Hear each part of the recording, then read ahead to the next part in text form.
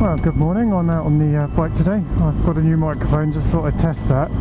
No Dave this morning, I'm afraid. He's actually sorting all his bike kit out today. He's not had the bike out of the shed for so long. I think he's lost all his bits for his motorbike, dispersed all over the house, so he needs to try and find them. Work out how many miles he's got on the bike, probably clean it and then clean it again, just get off the bits he hasn't cleaned when he cleaned it the first time.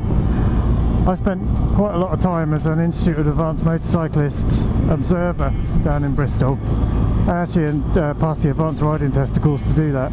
So I thought I'd pass on a few of my little tips and things we teach in the IAM just as we go, because you never know. Some people don't do the advanced riding stuff, which I would recommend. It's great fun, good way to meet people as well, and it's not draconian. It's very much about getting out there and just exploring the best ways to be on a bike. There's a few basic fundamentals they teach you, and it's quite easy to run them through those quite quickly, and you never know, if you pick up a couple of little bits for your riding, it might just keep you out of trouble in that one incident that you weren't preparing for. So what I'm going to do really is just demonstrate how I actually put my riding together. It's very easy to focus on sports bike riding and how they ride the corners, etc., but the advanced motorcycling way is actually pretty different to what you'd see on a typical sports bike rider's approach to riding. In fairness, not just sports bike riders, any rider who's been watching too much Grand Prix TV. I mean, one of the fundamentals of the IAM teaching is something called the system, and that's called IPSGA. IPSGA is just an acronym. It's IPSGA, and it stands for Information, Position, Speed, Gear and Acceleration. Quite easy to work out, and the best way to demonstrate that is actually through an approach to a hazard. And I've got a humpback bridge coming up here. I can tell from a little sign up on the left hand side.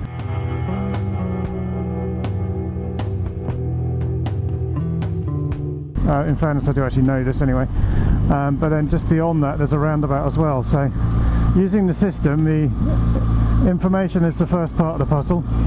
So I'm looking for information as to the hazard that's coming up. We'll consider the roundabout a hazard, because it's can be pretty hazardous places if you don't know what you're doing. So as I'm approaching the roundabout, the information is telling me it's a 50-mile limit. Got cars approaching from the right hand side. I'm in the right hand side because I need to take a straight over approach. So I'm now indicating left, lifesaver, moving over. And the information part of that was actually really just taking in all of the information that was available to me as I approached the hazard. Now, position is another important one, and position on the road is something the IAM focuses very heavily on. So for example, here I'm taking a very central position because it gives me vision down the road, but now I'm through that vision piece, I'm taking quite a left-hand position, bearing in mind there's a pull-out on the left there, so I was mindful of that. Back to the middle, because you don't know what's going to pop out of that van or if they're going to throw their door open. Again across to the left, because I'm actually getting much better vision around the corner now, and having better vision allows me to take better pace, so I can actually up the pace quite considerably. Back it off though, because I can see the van here, don't know what he's actually up to. Nothing too hazardous. I can pull into a central position, but not too far central, because I've got a car coming opposite way. Again, I can take a much more central position on this one, because I can actually see all the way around the corner then. Not really recommended you going into the other side of the road. Some of the police riders do it, I've seen them do it in the past. Again, moving far left here, just again so I can see right around the corner. As soon as I can see, I can straighten up to the middle line and accelerate harder. And then I'm still into the central position again, seeing all the way around the corner. And that's actually, some of that's contrary to what you would expect, because it's not the racing line, it's not the quickest way through the corner in a straight line, but it is the quickest way through the corner if you want to be able to see what you're doing. So I'm just going to take a right here, just give me a bit more space to go. Again, picking my spot so I can actually roll through there without having to stop, just slide in between the two vehicles. That's again about, actually that brings me nicely onto the gear part, information, position, speed and gear. I was at the right speed there, just rolling to a stop if I needed to, but also able to accelerate because I was in the right gear to pull through the corner and away. So it's always about that forward planning, to be able to think what's coming next, what gear do I need to be in. As soon as I was through that transition of actually being able to take the corner, you could just hit the final part, which is the accelerate, and that's just pull away. Yeah, I've ridden with quite a few police riders in my time doing the blood bike riding, etc., and they'll all say the same thing. And you know, once you're in a position to go. The benefit of motorbikes is they do have great acceleration in general compared to cars. So you can pull yourself out of a hazard. Sometimes an accelerator is as powerful as the brake in getting out of a hazard. So you can see I'm naturally taking wider lines here. The other thing I'm thinking about all the time is forward planning. And forward planning is something very important, particularly in motorcycle riding, because you haven't got that safety bubble of a tin can around you. So the forward planning there, I always had vision. I could see that dead animal in the road, gave me plenty of time. In a car, if you ran over it, it's not really going to bother you too much, but if you do that on a motorbike, it could throw you all over the place. So I'm going to take a left here. So I'm actually taking a left. I would normally take a much tighter line to the left there, but again, assessing the road conditions, there was loads and loads of turf and cut grass on the inside of the corner there. So why compromise the traction? Just take a slightly wider line and go round. The reason you'd normally take a left-hand position when you're turning left is to stop any numpty trying to come up the inside of you and actually punt you off that way. So you're actually clearly indicating that you're going left by your position as well as you're indicating. And the concept of a safety bubble, that's I don't think that's actually mentioned in the IAM manuals. It might be, but something I was taught by an instructor which I greatly valued, and that's that concept of keeping that safety bubble around you, and it's a moving safety bubble as well, so it expands and contracts relative to the speed you're going. So going around that corner, I could have a relatively small safety bubble, probably just about around sort of 2 or 3 foot out from the bike, but here now, as I'm picking up speed, I'm looking to a more central position, and I'm thinking about the bubble I've got all around me that I want to maintain. So I don't want anything inside that bubble, because that takes away my opportunity to react. So I'm looking at the road here, bad traction on the inside, so you just avoid the obvious, and again making yourself sure that you're running at the right speed to actually be able to make those adjustments on the road. So I can see some immediate hazards coming up here from quite a long distance. I mean, it's dropping to a 30 anyway, which actually takes away a lot of the hazard because the speed's so approachable. But you've got stuff coming at you from the left hand side here, and you've got more of this grass cutting in the road. I mean, it's not going to have a massive effect on the traction because it's dry, but it's still better to be avoided. One of the other acronyms that the IAM like is one called powder, and that's a great one to remember when you're getting on your bike, particularly if you're just pulling it out of the garage after not having ridden it for a while. And powder's dead easy to remember, but it also stands for petrol, oil, water, damaged electronics and rubber. And actually that gives you a pretty good tour of the bike from a maintenance perspective, and making sure from a fairly cursory walk around the bike that you're good to go and not missing anything obvious. Because the last thing you want is punting yourself off at the first corner because your tyre pressure's virtually nothing in your front tyre and you've not noticed at the moment. But that's where the forward planning piece can actually become just as useful, because don't get concentrated on the 20 foot in front of you. As you can see here, it's fairly crappy road conditions, bit of mud, bit of cow shit, plenty of water.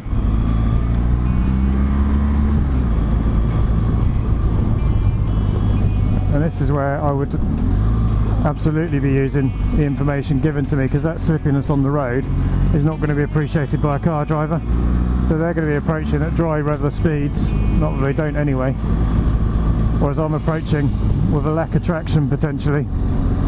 Water tends to run across corners because that's where, you know, I've got pretty poor central grip here. You can see the type of road I'm on. It's very backcountry. You see the pothole there, so I can just weave through. Good thing about a motorbike, you can thread a needle with it sometimes. I'm keeping well off the central stuff. I'm not really feeling like the adventure bike riding today. Just watching out for the grip, because you've got the compromised surface, and then once I'm through it, just giving it a little bit of time for the tyre to dry out, a couple of revolutions and you're away. So I'm not telling anything revolutionary here. The key thing is just being aware of what the conditions are in front of you, and that forward planning piece gives you so much more time to react. So I pretty much tagged this guy as I came around the corner. However, he may not necessarily be aware I'm here. He is, because he's looked round. That's a good visual cue. What I'm doing now, he's waving me by, which is good to go. Little acknowledgement back, because one of the other things they teach you in the IAM is about being courteous on the road.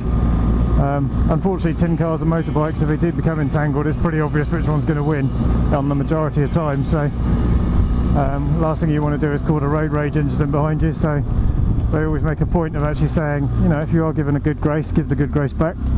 And actually, if you can offer it yourself, that's perfectly acceptable to do. I mean, one of the key tenets of advanced riding is you're not inconveniencing any other road user.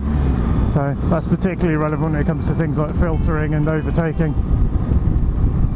Even the simple things like the cyclist here that I've clocked from a mile away, you know, tempted as a motorcyclist just to whiz through on the same lane, but why? It just makes the cyclist feel uncomfortable, and I've got plenty of opportunity to get out and get around. So apologies from Dave as he's not out today. He's like I say, getting his bike ready for, we're taking the bikes down for a service next weekend, so no doubt we'll get something in the video diary. So I appreciate this is a slightly different video for me because A, it's just a monologue, and secondly it's talking about something that I actually value quite a lot, which is the advanced riding stuff, because it's a great challenge.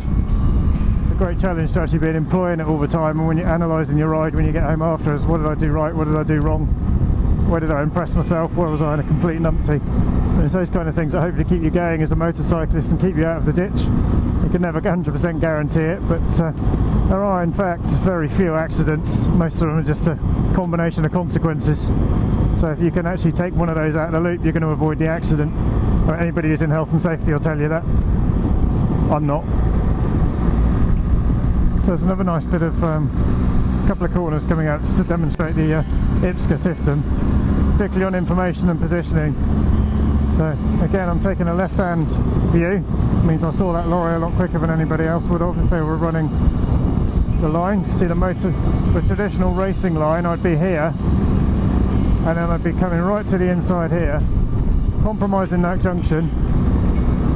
In fairness on that one, it gives you then good vision to the right, so it's probably not the best example. Here for example, I'm using the height of my adventure, I can actually see right over the top of that bridge to see that the corner bears round to the right, and then there's a significant amount of traffic coming. That allowed me just to back off, not lean the bike over too far, and just to maintain that left-hand position on the road, just so I can see further round. You don't need to maintain that position, you also do need to bear in mind that sometimes you get a lot of crap building up on the outside of roads in particular. You can see it here, you've got all the debris and drain covers and all the rest of it. Again, I was adopting quite a central position there and then just moved left when I saw the car come around the corner. It does a couple of things. A, it makes me dominant on the road so that they're quite clear that I'm there, and secondly I saw it much more quickly than I would have if I'd have been on the further left position.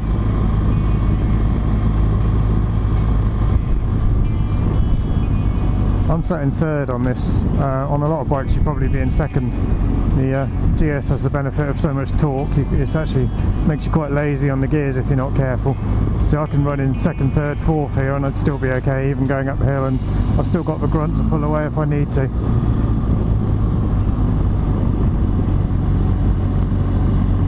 So again, big lorry coming through here.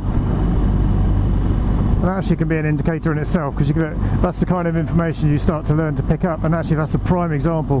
Because what I was going to say is if you see one lorry, chances are this is a rat run 4 lorries and you're going to pick up other ones. It just kind of warns you. So that's the kind of information and bits you can pick up on under the IPSCA system. It's not just a case of saying, oh well that's a lorry, I'll avoid that. It's like, what else does that mean? So I've got a nice set of bends coming up here, so, and actually with relative ease I should be able to pick up those cars in the front there. And again, just through using the IPSCA system, the information, so I'm in the middle because I get the information. Cyclist up ahead there, I can see because I saw the first car indicate, that was my primary signal for that. I saw the indication long before I saw the actual cyclist. The other thing to bear in mind is often you'll be expecting to be able to just zip straight around a cyclist. However, if there's a car in front of you, that car might not slam the brakes on and that can catch you out. Again, that's an information and expectation. It just comes with experience, to be honest. I'm now in what's known as the following position, but I'm on the left hand side because I can get better vision. Because I'm on the left hand side with better vision, I can see what's coming. So I've now moved to the right because that's the best position for me to see. Now actually I'm going to back away here because that gives me better vision. If I back away, I can now see up the inside of that van and around the corner. So actually being close is quite often quite restrictive on your vision, so just hold back and you'll get a much better view, because you can actually come up to the back of the van really quickly if you need to, given the differentials in acceleration. But again, I'm taking quite a wide left position on the road for vision, and coming back into a more central position. Never normally ride on the dead middle of the road, because that's where all the junk accumulates, because it's only really motorcyclists that ride there, so you can compromise yourself on, well, things like punctures and grip and all the rest of it, because you're riding on a pretty dirty piece of the road. So I either tend to say just to the left or just to the right, varying on where I feel I need to be on the road. At the moment I've gone just to the left, because why put myself so close to the oncoming traffic when I've got good vision? There's no need to compromise. And now the vision's poorer and I'm thinking about potential overtakes, so I'm actually moving up a little bit closer. There's a potential overtake position coming up here, but then I've got a road coming out on the right hand side. However, I'm ready to go and just pop a quick overtake here, just because I know that's now out of the way. And that's what I mean about absolutely no inconvenience to road users, because there's plenty of gap in between. Came out, didn't even need to brake when I came back in. I'm just easing back in on the throttle. Still in the following position, but out wide, just to make myself visible firstly, but secondly, because if any car was thinking about sliding into the gap I've created, but also it gives me the vision to know that there's not somewhere I could be overtaking, because there's a car waiting to pull out.